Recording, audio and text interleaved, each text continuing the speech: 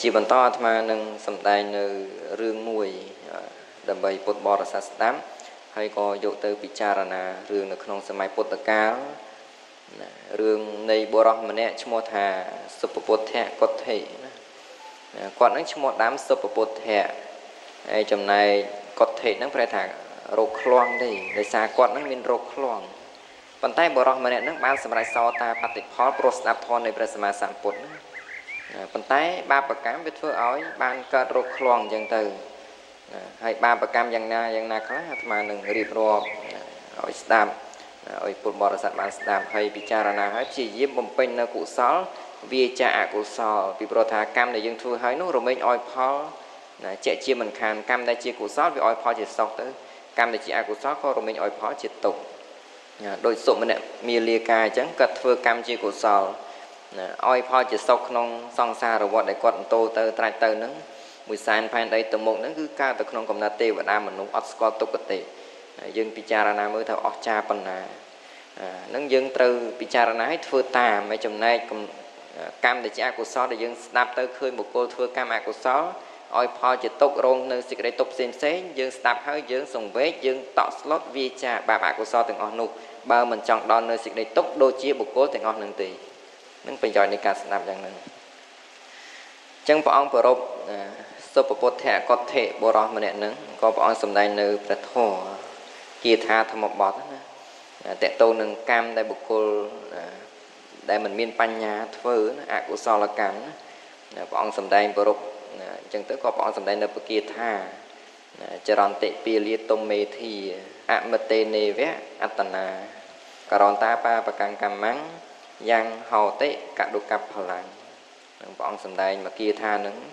ចប់ទេសនាទៅក៏ពុទ្ធបរិស័ទសម្រេចនៅគុណធម៌ទៅតាមសំគូជាប្រយោជន៍ដល់ពុទ្ធបរិស័ទអាត្មាតន់ប្រែទេចាំរៀបរាប់សាច់រឿងរួចហើយចាំប្រែបញ្យល់ទៅតាមនឹងតែម្ដងអញ្ចឹងសេចក្តីខាងដើមលោកសម្ដែងតកតងនឹងរឿងរ៉ាវនៃសុពពុទ្ធៈកុដ្ឋិនឹងវែងឆ្ងាយអាត្មាអត់បានលើកមកទាំងអស់ទេព្រោះលោកសម្ដែងឲ្យចង្អុលទៅមើលនៅក្នុងគម្ពីរឧទានតែក៏គ្រាន់តែលើកមកទៅតាមសំគួររាប់ចាប់ពីគាត់បានសម្រេចសោតាបតិផលហើយលោកសម្ដែងថាថ្ងៃមួយសុពពុទ្ធៈកុដ្ឋិនឹងបានទៅស្ដាប់ធម៌ជាមួយពុទ្ធបរិស័ទដែលព្រះអង្គសម្ដែងបានទៅស្ដាប់អញ្ចឹងទៅក៏ស្ដាប់ហើយបានបរលុះនៅសច្ចធម៌ពេលដែលស្ដាប់ហ្នឹងគឺសំដៅថាព្រះអង្គសម្ដែងអនុពពីកថាមានទានកថាជាដើមពេលចប់អញ្ចឹងទៅក៏ព្រះអង្គសម្ដែងនៅគេហៅថាសាមុគង្សទេសនាធម្មទេសនាដែលព្រះអង្គលើកឡើងមកសម្ដែងដោយព្រះអង្គឯងមិនចាំបាច់មានអ្នកណារតនីគឺសំដៅដល់សច្ចៈ4ព្រះអង្គប្រកាសសច្ចៈ4ទុក្ខសច្ចៈសមុទយសច្ចៈនិរោធសច្ចៈមគ្គសច្ចៈអញ្ចឹងទៅសច្ចៈទាំង4ហ្នឹងយើងត្រូវដឹងថាវាជាអីខ្លះយើងយល់នៅអង្គធរនៃសច្ចៈទាំង4ហ្នឹងទៅយើងធ្វើកំណត់ដឹងលះឬក៏ចម្រើនទៅតាមហ្នឹងណាអញ្ចឹងទុក្ខសច្ចៈគឺបានដល់លោកយៈចិត្ត81និងចេតសិក51ដកតែលោភៈចេញទៅហើយរូប28ហៅថាទុក្ខសច្ចៈជាផលណាជាផលនៃសមុទយសច្ចៈទុក្ខសច្ចៈនេះជាផលនៃសមុទយសច្ចៈព្រោះតែមានសមុទយសច្ចៈពោលគឺលោភៈហ្នឹងឯងសមុទយសច្ចៈអង្គធម៌ពោលគឺលោភៈបានដល់លោភៈហ្នឹងជាបច្ច័យនាំឲ្យសត្វហ្នឹងឯងប្រព្រឹត្តនៅកម្មផ្សេងចេញមកជាទុក្ខសច្ចៈនឹងបានមកជាផលបដិសន្ធិកើតមានខណ្ឌសន្តានអីចឹងទៅក៏មាននៅអត្តភាពនឹងឯងហ្នឹងជាផលហ្នឹងជាទុក្ខសច្ចៈអញ្ចឹងទុក្ខសច្ចៈព្រះអង្គឲ្យយើងកំណត់ដឹងមានឲ្យយើងលះទេមានឲ្យយើងលះនៅបញ្ចខណ្ឌហ្នឹងទេឲ្យយើងកំណត់ដឹងឯចំណែកអ្វីដែលយើងត្រូវលះគឺសមុទយៈដែលជាមូលហេតុនោះបើយើងលះនៅមូលហេតុនឹងបានយើងក៏រមែងឈ្មោះថាលះនៅផលនឹងបានដែរផលគឺទុក្ខសច្ចៈបើវាអត់មានហេតុទេផលក៏វាមិនកើតឡើងលះនឹងគឺលះដើម្បីអ្វីលះដើម្បីដល់នៅនិរោធសច្ចៈពោលគឺព្រះនិព្វានដែលជាទីមិនមាននៅលោភៈទោសៈមោហៈនឹងដែលយើងហៅថានិរោធសច្ចៈហើយលះទៅតាមណាគឺអាស្រ័យអរិយមគ្គអង្គ8ដែលយើងហៅថាមគ្គសច្ចៈអរិយមគ្គអង្គ8ដែលប្រព្រឹត្តទៅនៅក្នុងមគ្គចិត្តទាំង4ដួងគេហៅថាមគ្គសច្ចៈមិនមែនឲ្យតែអរិយមគ្គអង្គ8ហៅថាមគ្គសច្ចៈទេអរិយមគ្គអង្គ8ដែលប្រព្រឹត្តទៅនៅក្នុង លោកយៈចិត្តមហាកុសលអីហ្នឹងវាមិនប្រព្រឹត្តទៅដើម្បីមិនប្រព្រឹត្តទៅជាមគ្គសច្ចៈទេមគ្គសច្ចៈបានដល់អរិយមគ្គអង្គ8ដែលប្រព្រឹត្តទៅនៅក្នុងមគ្គចិត្តដើរតួព្រមគ្នាទាំង8ហ្នឹងព្រមគ្នាទាំង8កើតឡើងធ្វើនៅការលះកិលេសជាសមុច្ឆេទទៅតាមអំណាចនៃមគ្គនោះនឹងជាសច្ចៈទាំង4អង្គធម៌អញ្ចឹងសុបពុទ្ធកថេនឹងបានស្ដាប់អនុពពីកថាហើយក៏បានស្ដាប់នៅសាមកង្សទេសនាគឺសច្ចៈទាំង4នឹងក៏បានឃើញនៅសច្ចៈទាំង4នឹងដោយបញ្ញាគឺមគ្គបញ្ញាក្នុងទីនេះគឺសោតាបតិមគ្គបញ្ញាដែលជាធម៌ប្រព្រឹត្តទៅនៅក្នុងសោតាបតិមគ្គចិត្តកើតឡើងត្រាស់ដឹងនៅសច្ចៈធម៌ក្នុងខណៈស្ដាប់នឹងណាអញ្ចឹងក្នុងខណៈស្ដាប់ធម៌នឹងយើងត្រូវបញ្ជូនចិត្តក្នុងនឹងឯងខណៈនឹងឯងគេហៅថាបដិបត្តិហើយចិត្តវាស្ងប់ទៅមានឧបចារៈយ៉ាងហ្នឹងទៅអាចកើតនៅមគ្គវិថីនឹងបានអាចកើតនៅមគ្គវិថីនឹងបានចំពោះបុគ្គលដែលមានបញ្ញាក្រាស់បើយើងមិនបានដល់ថ្នាក់សម្រេចគុណធម៌ទេស្ដាប់ដោយយកចិត្តទុកដាក់បញ្ជូនកសែទៅតាមពធនឹងអញ្ចឹងទៅស្ដាប់ទៅតាមនឹងទៅក៏រមែងបាននៅបញ្ញាជាលោកយៈមហាកុសលញាណសម្បយុទ្ធស្ដាប់ទៅសន្សំរឿយទៅវាជាហេតុនាំឲ្យយើងបរលុះនៅសច្ចធម៌ក្នុងថ្ងៃណាមួយជាមិនខានការអន្សំដោយពុទ្ធបរិស័ទព្យាយាមរៀនសូត្រសិក្សារៀនសូត្រពធអីចឹងរៀនទៅផ្លិចជាធម្មតាការផ្លិចជាធម្មតាព្រោះអីគេសញ្ញាជាអនត្តាអនិច្ចមិនទៀងអនត្តាមិនមែនប្រព្រឹត្តទៅតាមអំណាចយើងបានទេយើងមិនចង់ឲ្យវានៅរហូតវានៅតាមយើងទេវាជាអនត្តាវាមិនមានខ្លួនទេអញ្ចឹងយើងមិនអាចហួងហែងបានវាមានការប្រែប្រួលរលត់អញ្ចឹងសញ្ញារបស់បុគ្គលដែលធ្លាប់សន្សំនៅការរៀនសូត្រច្រើនរមែងឆាប់ចាំអញ្ចឹងទៅណាឆាប់ចាំអញ្ចឹងដែលយើងរៀនទៅយើងភ្លេចក៏ដោយប៉ុន្តែវាជាឧបនិស្ស័យមួយប្រឹងលឹកប្រឹងរៀនប្រឹងសូត្រទៅអ្វីដែលយើងរៀននឹងវាអត់ឥតប្រយោជន៍ទេវាជាឧបនិស្ស័យសន្សំនៅក្នុងសន្តានយើងថ្ងៃណាមួយយើងលឺគ្រាន់តែលឺគេសូត្រឬក៏លឺព្រះអង្គសម្ដែងយើងយល់នឹងអត្ថនៃសេចក្តីនឹងណារហូតដល់បរលុះនៅសច្ចធម៌បានត្រូវការសន្សំយ៉ាងហ្នឹងត្រូវការសន្សំអញ្ចឹងសុបពុទ្ធកថេដល់ពេលបានស្ដាប់ហើយបរលុះនៅសច្ចធម៌ព្រោះតែកុសលកម្មដែលខ្លួនឯងធ្វើនៅពីមុនហ្នឹងវាមានកម្លាំងខ្លាំងធ្វើឲ្យបានសម្រេចនៅលោកត្រសម្បត្តិ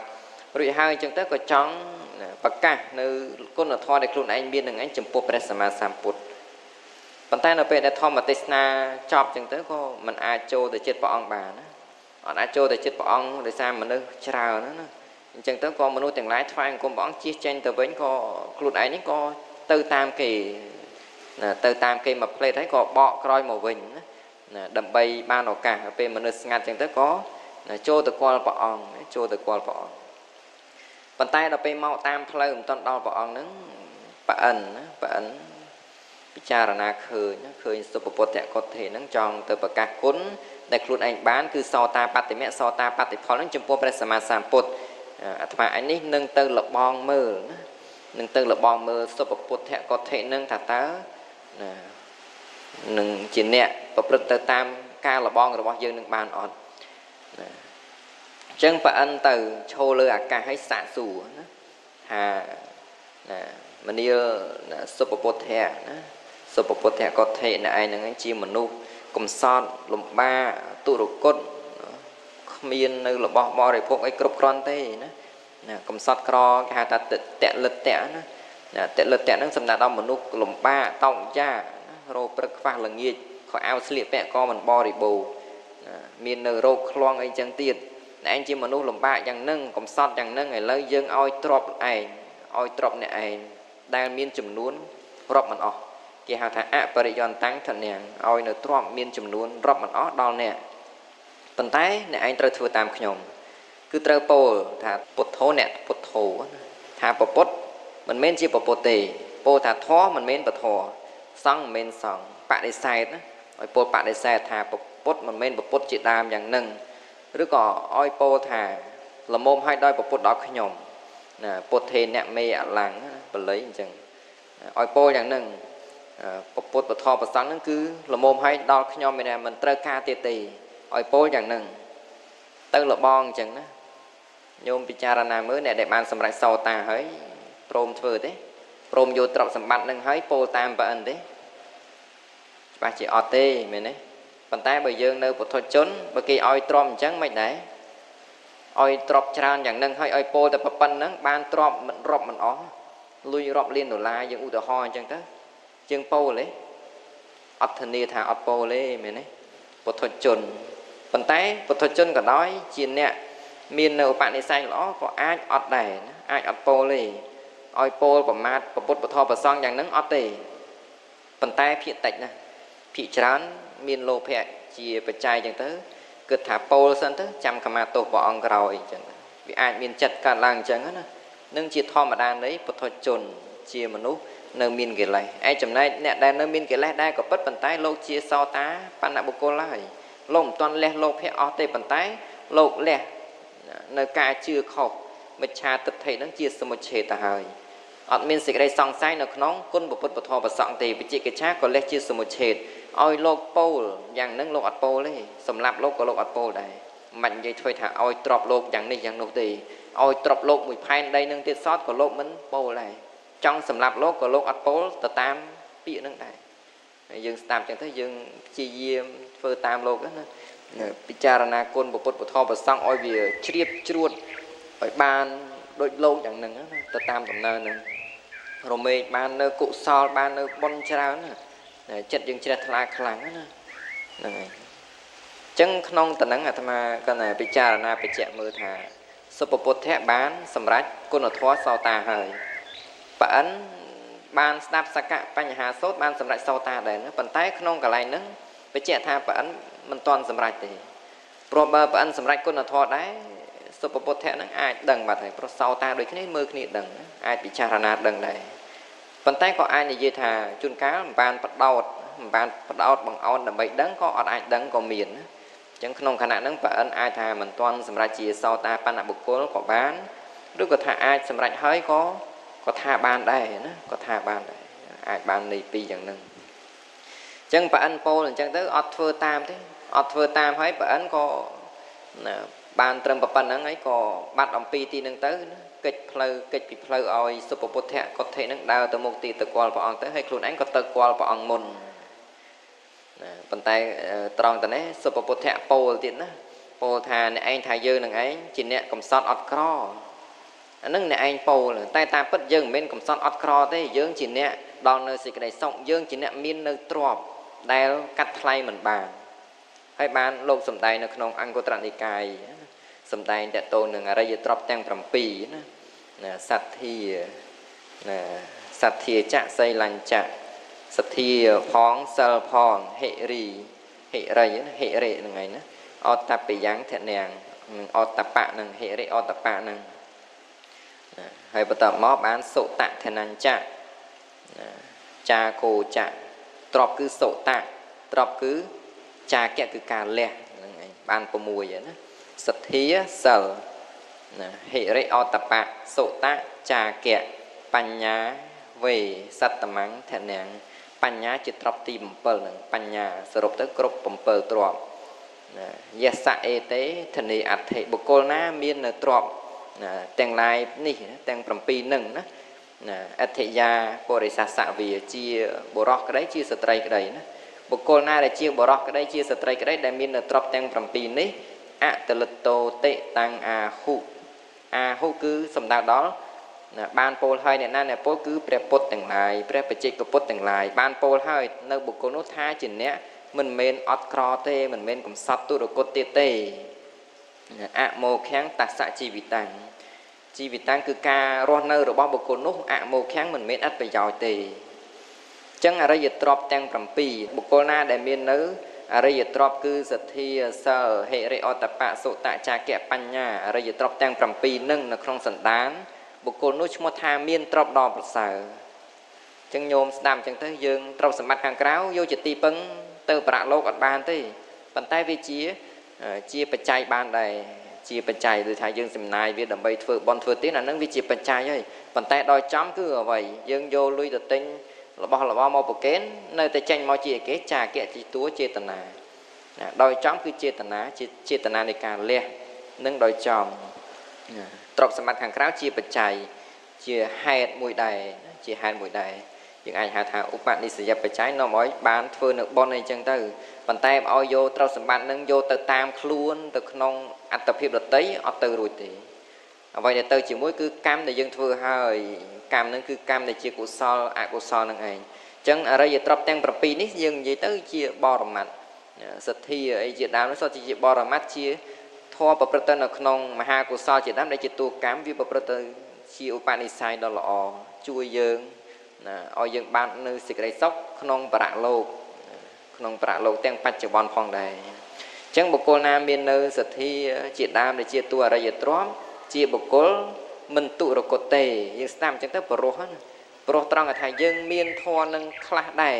ទៅតាមសំគួរព្រោះថាយើងពុទ្ធជនជួនកាលសទ្ធាវាឡើងវាចុះណាសិលក៏ដូចគ្នា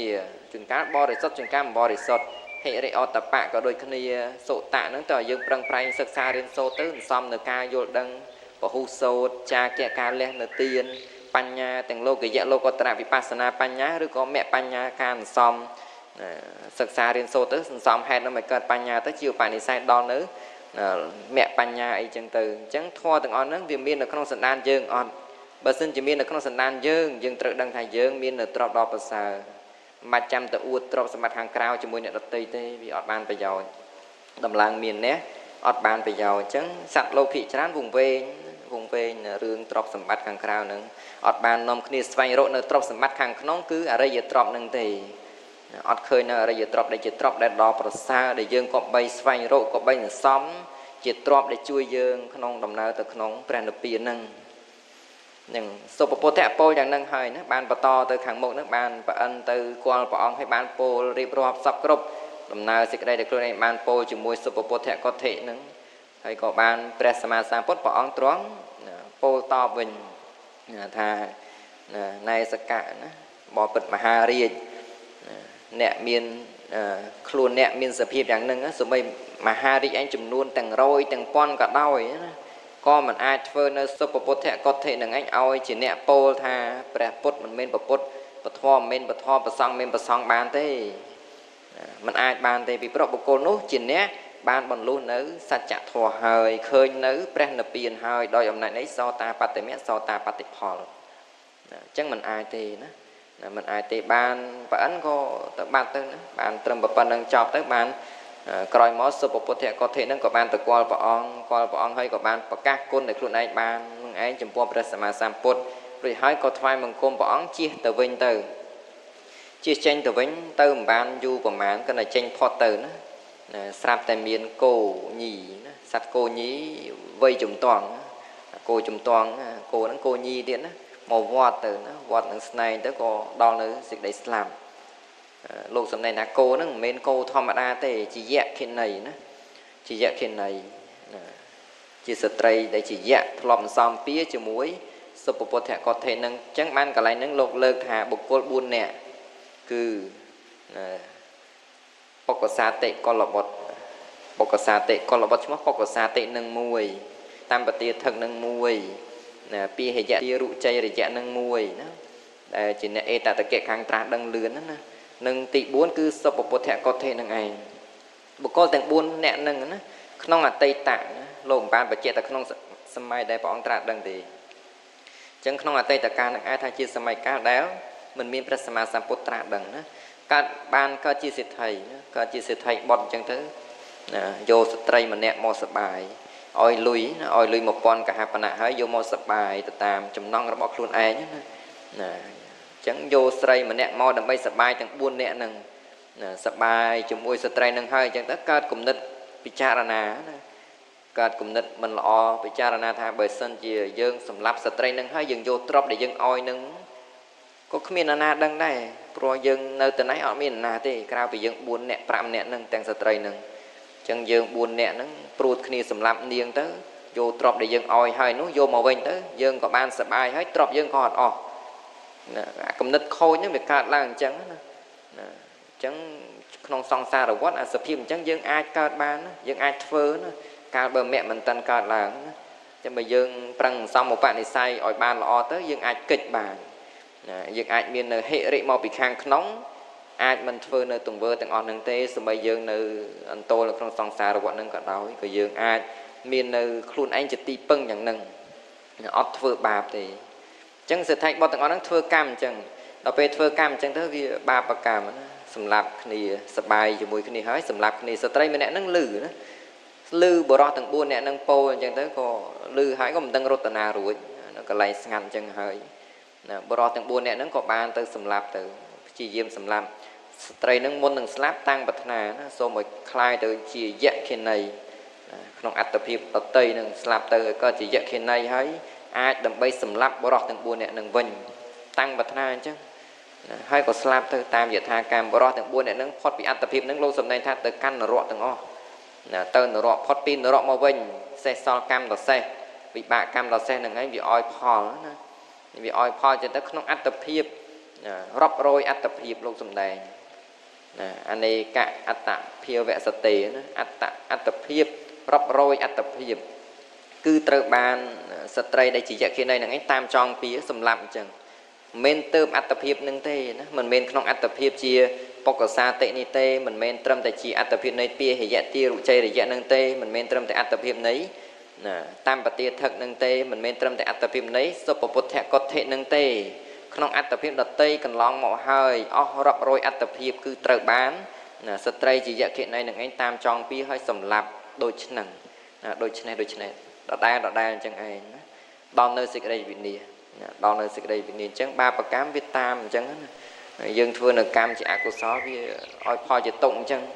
យើងគិតថាយើងធ្វើអញ្ចឹងវាមិនអីមកផ្លេតមានណាដឹងប៉ុន្តែអាហ្នឹងវាមិនត្រូវការដឹងទេ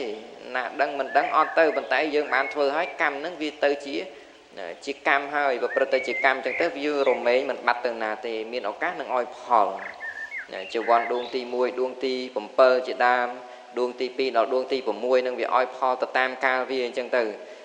អត់មានបាត់ទៅណាទេហើយអ្នកណាអ្នកធ្វើអ្នកនឹងឯងរមែងជាអ្នកនឹងទទួលនៅវិបាកនៃកម្មទាំងអស់នឹងអញ្ចឹងយើងស្ដាប់អញ្ចឹងទៅយើងពិចារណាបងអូនចិត្តសង្វេគនៅក្នុងដំណើរនៅក្នុងការប្រព្រឹត្តទៅក្នុងសង្សារវដ្តនេះបើសិនជាយើងមិនបានសំឧបនិស្ស័យល្អ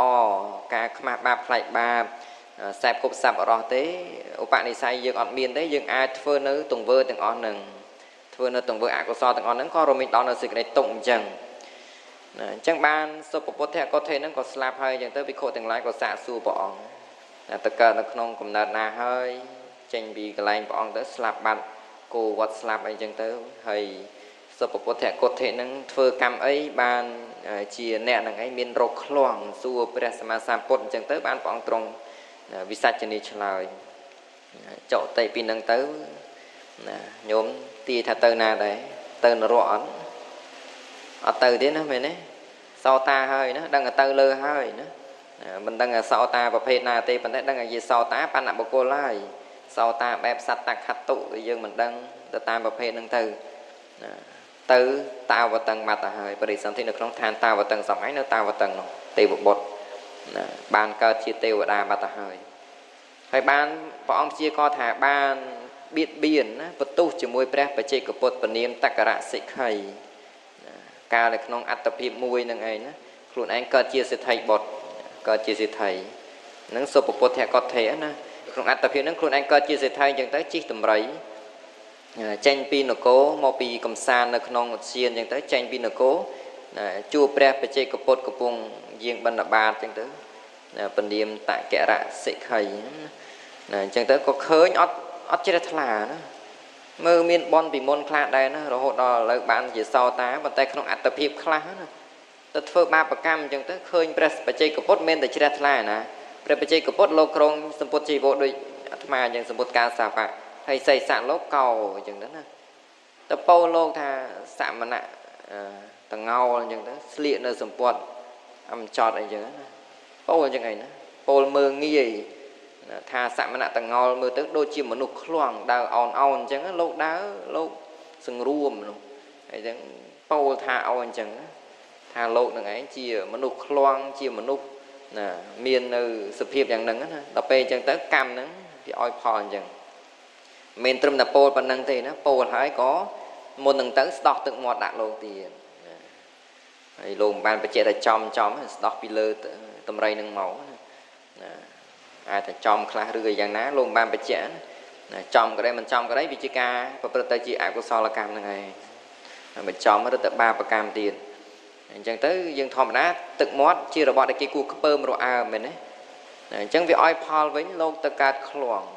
ក្នុងកំណើតដតីទៀតនោះក៏កើតអញ្ចឹងឯងអញ្ចឹងនៅក្នុងកំណើតដែលកើតជាសុភពុទ្ធៈនឹងក៏ដោយក៏មាននៅរោគខ្លងជារោគដែលកើតឡើងឲ្យគេខ្ពើមរអើមគេខ្លាចឆ្លងខ្លាចអីអញ្ចឹងណាព្រោះខ្លួនឯងឲ្យនៅភាពខ្ពើមរអើមដល់ព្រះបច្ចេកពុទ្ធពោលប្រមាថព្រះអង្គស្ដោះទឹកមាត់ដាក់ព្រះអង្គអញ្ចឹងបានទាំងអស់នឹងមកវិញហ្នឹងឯងណាកម្មវាដូចកូពីអញ្ចឹងណាកូពីផាសអត់មានបត្តនាទេអាកូពីផាសនេះជួនកាលវាអត់មកណាជួនកាលខុសបច្ចេកទេសជួនកាលកុំព្យូទ័រវាខូចវាអីប៉ុន្តែកម្មហ្នឹងគឺថាយើងធ្វើយ៉ាងម៉េចបានអញ្ចឹងឯង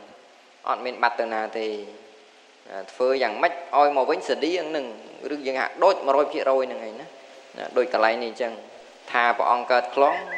ហើយលោកមានតែកើតខ្លងឯណាដល់ពេលខ្លួនឯងនេះវាបានផលមកកើតរោគខ្លងគេស្អប់គេមិនពេញចិត្តគេខ្ពើមរអើមអីចឹងទៅណានឹងអកុសលវាឲ្យផលជាតុងអញ្ចឹងប៉ុន្តែកុសលដែលបានធ្វើហើយដែលគាត់បានធ្វើហើយក៏ធ្វើគាត់នឹងឲ្យបានសម្រេចនៅសោតាបណ្ណបុគ្គលទៅសម្រេចនៅសោតាបតិមៈសោតាបតិផលបានទៅជាព្រះអរិយបុគ្គលចឹងទៅនឹងកម្មដោយឡែកពីគ្នាអញ្ចឹងកម្មល្អឲ្យផលជាសុខកម្មមិនល្អឲ្យផលជាទុក្ខយ៉ាងនឹងអញ្ចឹងព្រះអង្គបញ្ចប់ដោយព្រះអង្គសម្ដែងថាមនាលភិក្ខុទាំងឡាយសត្វទាំងឡាយនេះកាលត្រាច់ទៅក្នុងសង្សារវដ្តប្រតិសេចក្តីប្រមាទនឹងឯងក៏រមែងធ្វើនៅកម្មដែលមានវិបាកដែលវាឲ្យផលជាទុក្ខមានវិបាកដល់មិនល្អហៅថាកដុកៈផលៈណាកដុកៈហ្នឹងវាសំដៅដល់របស់មិនល្អទេយើងអាចប្រែថាល្វីងក៏បានកម្មដែលវាឲ្យផលមិនល្អឲ្យផលជាទុក្ខព្រោះតែការមិនដឹងការមិនយល់អញ្ចឹងឯងប្រមាទអញ្ចឹងទៅធ្វើអកុសលកម្មហើយក៏ដល់នៅសេចក្តីទុក្ខចឹងនឹងបានព្រះអង្គបញ្ចប់ធម្មទេសនាដោយសម្ដែងនៅបគាថាដែលបានលើកខាងដើមចរន្តាពាលាតុមមេធាបុគ្គលពាលណាឈ្មោះថាបុគ្គលពាលព្រោះជាអ្នកមិនដឹងនៅប្រយោជន៍បច្ចុប្បន្ននិងបរៈលោកជាអ្នកកាត់បងនៅប្រយោជន៍បច្ចុប្បន្ននិងបរៈលោកពាលៈណាមកពីទ្វិប្រែថាពីរនិងលុធាតុប្រែថាកាត់នឹងបុគ្គលដែលធ្វើនៅប្រយោជន៍បច្ចុប្បន្ននិងបរៈលោកឲ្យសាបសូន្យទៅបុគ្គលនោះហៅថាបុគ្គលពាលតុមមេធោអត់មាននៅបញ្ញាចរន្តិរមែងត្រាច់ទៅលោកសម្ដែងថាត្រាច់ទៅដោយអរិយាបថទាំង4ធ្វើតែអកុសលកម្មដេកដើរឈរអង្គុយធ្វើតែអកុសលកម្មបុគ្គលពីរអញ្ចឹងណាដេកដើរឈរអង្គុយហ្នឹងគឺរឿងអកុសលរហូតណាគិតក៏មិនល្អធ្វើក៏មិនល្អនិយាយក៏មិនល្អអកុសលកម្មប្រព្រឹត្តទៅតាមមโนទ្វាកាយទ្វាវិច័យទ្វាអញ្ចឹងទៅហ្នឹងបុគ្គលពីរគ្រប់អរិយាបថទាំង4ធ្វើតែអកុសលកម្មអញ្ចឹងឯងអញ្ចឹងយ៉ាងហ្នឹងគឺឈ្មោះថាអមតេនេវៈអត្តនាក្នុងបាតទី2បុគ្គលពីរឈ្មោះថាជាអ្នកមានខ្លួនឯងជាសត្រូវព្រោះតែទៅប្រព្រឹត្តធ្វើនៅកម្មនឹងឯងកម្មអាក្រក់នឹងឯងអញ្ចឹងបាតទី1សំដែងបញ្ជាក់ឲ្យបាតទី2បាតទី1ជាហេតុទៅបាតទី2ជាផលបាតទី1គាថាដែលបងសំដែងថាចរន្តាពាលាតុមេធាហ្នឹងវាជាមូលហេតុបុគ្គលពាលធ្វើតែអកុសលទេគ្រប់អរិយាបថទាំង4ការបើធ្វើជាអកុសលយ៉ាងនឹងឯងឈ្មោះថាជាអ្នកមាននៅខ្លួនឯងជាសត្រូវពីព្រោះអីគេផលនៃអកុសលវាឲ្យផលជាទុក្ខអញ្ចឹងប្រៀបដូចជាបុគ្គលហ្នឹងធ្វើបាបខ្លួនឯងមានខ្លួនឯងជាសត្រូវមានន័យថាបៀតបៀនខ្លួនឯងធម្មតាសត្រូវជាមនុស្សដែលយើងត្រូវបៀតបៀនមែនទេបើយើងនិយាយតាមសភាវៈវាណាអញ្ចឹងធម្មតាសត្រូវជារបស់ជាវត្ថុដែលគេក៏បីបៀតបៀនសត្រូវអ្នកណានឹងបៀតបៀនអញ្ចឹងទៅយ៉ាងណាមិញដែលយើងឈ្មោះថាមានខ្លួនឯងជាសត្រូវមានន័យយើងបៀតបៀនខ្លួនឯងទាំងដែលយើងអត់ដឹងព្រោះធ្វើនៅអកុសលកម្មអញ្ចឹងបុគ្គលដែលមានខ្លួនឯងជាសត្រូវនឹងឯងណារមែងករោនតាបាបកម្មកម្មរមែងធ្វើនៅបាបកម្មដែលមានសភាពគួរខ្ពើមរអើមទាំងឡាយធ្វើទៅរមែងធ្វើនៅបាបកម្មយ៉ាងនឹងហើយក៏យ៉ាងហោតិកដុកបផលាំងបាបកម្មនឹងទៀតសោតជាបាបកម្មដែលមានផលជាទុក្ខយ៉ាងនឹងអញ្ចឹងសុពពុទ្ធកថេនឹងមានរឿងរ៉ាវយ៉ាងនឹងអញ្ចឹងទៅក៏ព្រះអង្គសម្ដែងប្រពហើយក៏យើងស្ដាប់ហើយពិចារណាថាបាបកម្មវាឲ្យផលជាទុក្ខយ៉ាងនឹងឯកុសលកម្មដែលគាត់បានធ្វើហើយហ្នឹងតាក់តែងគាត់ឲ្យខ្លាយទៅជាអរិយបុគ្គលហ្នឹងគឺផលនៃកុសលអញ្ចឹងយើងស្ដាប់ឃើញយ៉ាងហ្នឹងទៅកន្លែងដែលជាកុសលកម្មដែលគាត់បានធ្វើយើងពិចារណាឲ្យជ្រះថ្លាប្រឹងប្រែងធ្វើតាមបាបកម្មដែលគាត់បានធ្វើក្នុងអត្តភាពខ្លះដែលគាត់កើតជាបុគ្គលមិនមាននៅសតិស្មារតីបញ្ញាយ៉ាងហ្នឹង ហើយក៏បំពេញអកុសលកម្មយើងស្ដាប់ហើយយើងសង្វេគយើងព្យាយាមសន្សំនៅសេចក្តីល្អប្រឹងប្រែងកុំធ្វើនៅទង្វើអាក្រក់បើធ្វើនៅទង្វើអាក្រក់រមែងដល់នៅសេចក្តីទុក្ខដូចជាគាត់អញ្ចឹងឬក៏លើសនឹងទៀតអាស្រ័យលើកម្មយើងវាអាក្រក់ប៉ុណ្ណាអញ្ចឹងរឿងរ៉ាវនៃសុភពុទ្ធកថេហ្នឹងអាត្មាលើកមកមានប្រមាណប៉ុណ្ណឹងហើយពុទ្ធបរិស័ទស្ដាប់ទៅអញ្ចឹងទៅក៏សង្ឃឹមថាបាននៅសេចក្តីជ្រះថ្លាខាងដើមនៅលើករឿងសុមនមាលាការហ្នឹងបុគ្គលធ្វើកម្មល្អឲ្យផលជាសុខយើងស្ដាប់ហើយយើងជ្រះថ្លាធ្វើតាមរៀនធ្វើតាមហើយរៀនបណ្ដោះនៅទ្រព្យគឺសទ្ធារយៈទ្រព្យទាំង7ហ្នឹងឲ្យមាននៅក្នុងសន្តានដើម្បីជាទីពឹងរបស់យើងទ្រព្យហ្នឹងជាទីពឹងរបស់យើងទៅតាមយើងបានចប់តាមយើងក្នុងដំណើរទៅក្នុងសង្សារវដ្តហ្នឹងដែលមិនទាន់ដល់នៅព្រះនិព្វានឲ្យផលជាសុខជាសម្លាញ់របស់យើងហើយជៀសវាងបាបអកុសលហើយព្យាយាមរស់នៅដោយការកំណត់ដឹងចម្រើននៅកម្មដ្ឋានរៀនមើលឲ្យឃើញការមើលឃើញនៅរូបព្យាយាមកំណត់ដឹងត្រឹមតែជារូបកុំឲ្យលើសនឹងរៀនហ្វឹកហាត់រឿយឃើញត្រឹមតែឃើញស្ដាប់ឮត្រឹមតែឮពាក្យប៉ុណ្ណឹងមានន័យថាកុំឲ្យកើតអកុសលប្រតិការឃើញនិងការឮដឹងក្លិនដឹងរសដឹងនៅផុតថាពៈកុំឲ្យកើតអកុសលព្រោះតែទ្វាទាំងអស់ហ្នឹងចក្ខុទ្វាសោតទ្វាឃានទ្វាជីវហាទ្វាកាយទ្វាទាំង5ហ្នឹងមួយទៀតចុងក្រោយទាំងមโนទ្វាហ្នឹងក៏ដោយដែរចុងខាងអង្គុយគិតម្នាក់ឯងក៏អាចចូលដែរអកុសលគិតរឿងអកុសលអញ្ចឹងមโนទ្វាវាបានកើតឡើងជាអកុសលអញ្ចឹងក៏មានអកុសលកើតតាមមโนទ្វាអញ្ចឹងក៏មានអញ្ចឹងនឹងគេហៅថារៀនបដិបត្តិហើយបដិបត្តិនៅព្រះធម៌ហើយបដិបត្តិទៅតាមជីវិតប្រចាំថ្ងៃដែលយើងរវល់យើងមិនអាចទំនេរមកអង្គុយសមាធិបានយើងរៀនហ្វឹកហាត់អញ្ចឹងរៀនចម្រើនរៀនមើលអញ្ចឹងដែលយើងរៀនមើលរៀនកំណត់ដឹងយ៉ាងហ្នឹងទៅវាមិនតាន់ទៅជាវិបស្សនាដោយចំក៏ពិតប៉ុន្តែវាជាបច្ច័យជាមហាកុសលតាមជាបច្ច័យអញ្ចឹងទៅសំរឿយអញ្ចឹងទៅយូរទៅថ្នឹកគ្រាន់តែឃើញអីអញ្ចឹងទៅក៏អត់មានការចុចចម្ពាក់ឃើញត្រឹមតែរូបហ្នឹងគេហៅថាហ្វឹកទៅរឿយណាបើយើងមានពេលក៏យើងអាចថាអង្គុយចម្រើនអញ្ចឹងទៅណាអង្គុយចម្រើនបរិកម្មដោយមានសមថៈខាងដើមជាបាតខ្លះទៅកំណត់ដឹងខ្យល់ដែលវាចូលនឹងចេញហ្នឹងធ្វើចិត្តនឹងឲ្យវាស្ងប់ការបើចិត្តស្ងប់ហើយរៀនកំណត់ដឹងនៅខ្យល់ហ្នឹងដែលជាតួរូបធម៌ប៉ះនឹងចំោះរបស់យើងដែលជាមហាភូតរូបហ្នឹងដែលជារូបធម៌ដូចគ្នារូបនឹងរូបប៉ះគ្នាកើតនៅការដឹងគឺនាមធម៌អញ្ចឹងមានតែនាមធម៌រូបធម៌ប្រព្រឹត្តទៅឃើញអញ្ចឹងណាអាហ្នឹងយើងឃើញអញ្ចឹងវាមិនតាន់ទៅជាវិបស្សនាភ្លាមទេវាមិនតាន់ទេប៉ុន្តែការកំណត់យ៉ាងហ្នឹងវាជាបច្ច័យនាំឲ្យវិបស្សនាកើតឡើងកំណត់ដឹងរឿយរៀនមើលអញ្ចឹងរៀនមើលខ្យល់ដែលវាចូលនឹងឲ្យវាឃើញត្រឹមតែជាខ្យល់ជាវិយោធាតុជារូបធាតុប៉ះនឹងសច្ចមុខហ្នឹងតកតងអាណាបានសតិកម្មដ្ឋានអញ្ចឹងទៅឃើញអញ្ចឹងទៅកំណត់ដឹងយ៉ាងហ្នឹងទៅក៏ជាបច្ច័យនាំឲ្យយើងនឹងឯងឃើញត្រឹមតែរូបធម៌នាមធម៌ដល់ពេលយូរទៅវាមិនមែនឃើញត្រឹមតែខ្យល់នឹងពេលដែលយើងចម្រើនថ្នឹកទៅយើងអាចមើលឃើញសូម្បីតែយើងមើលដោយរូបក៏ដោយមើលដោយភ្នែកក៏ដោយឃើញវណ្ណៈរូបហ្នឹងត្រឹមតែជារូបប្រសពនឹងចក្ខុប្រសាទកើតនៅការដឹងអញ្ចឹងទៅជាចក្ខុវិញ្ញាណចិត្តការធ្វើនៅការដឹងនៅរូបហ្នឹងគឺចក្ខុវិញ្ញាណចិត្តទេវាមិនមែនជាតួខ្លួនយើងទេយើងរៀនបរិកម្មអញ្ចឹងរឿយទៅវាជាឧបនិស្ស័យណាជាឧបនិស្ស័យអញ្ចឹងការបរិកម្មធ្វើយ៉ាងហ្នឹងរឿយក្នុងការរស់នៅគ្រប់អិរិយាបថទាំង4កំណត់ដឹងនៅនិមិត្តធម៌រូបធម៌ជាបច្ច័យនាំឲ្យវិបស្សនាកើតឡើងបានដែរណាអញ្ចឹងក៏អាត្មាចូលរួមខាងក្រោយនិយាយរឿងតកតូននឹងការរស់នៅប្រចាំថ្ងៃឲ្យញោមចម្រើនយ៉ាងហ្នឹងទៅបានខ្លះចំពោះញោមដែល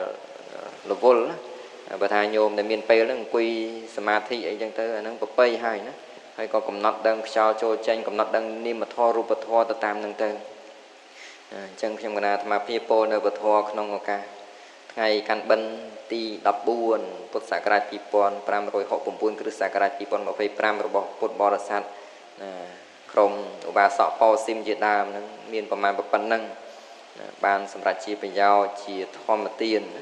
បានជាប្រយោជន៍ចឹងទៅក៏សូមលើកនៅបុណ្យកុសលហ្នឹងប្រគេននឹងចែកជូនពុទ្ធបរិស័ទឲ្យបាននៅចំណែកបុណ្យនោះសូមជាបច្ច័យនៃបញ្ញាសម្មាទិដ្ឋិកាលបើមិនតាន់ដល់នៅព្រះនិព្វានសូមឲ្យមានខ្លួនឯងជាទីពឹងមាននៅអរិយទ្រព្យទាំង7ហ្នឹងឲ្យបានសមគួរដើម្បីជាទីពឹងរបស់ខ្លួនសូមអនុមោទនា